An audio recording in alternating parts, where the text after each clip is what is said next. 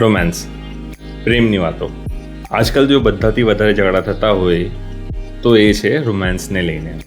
રોમેન્સમાં કેવી વાતો થાય, શું વાતો થાય, કેવા એક્શન્સ હોય, કેવા રિએક્શન્સ હોય, એ કઈ રીતે નક્કી કરવું જોઈએ?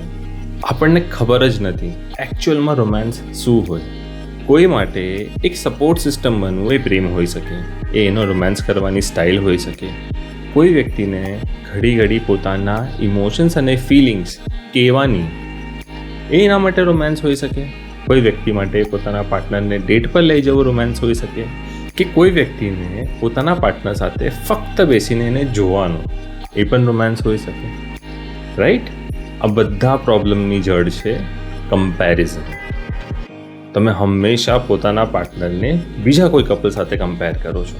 એ કપલના લાઈફમાં પણ કંઈક તો પ્રોબ્લેમ હોઈ શકે ને. બધી જગ્યાએ બધું સારું નથી હોતું, અને જો એ એક્સેપ્ટ કરી લો તમે તો તમારા રિલેશનશિપમાં ક્યારેય પ્રોબ્લેમ નહીં આવશે.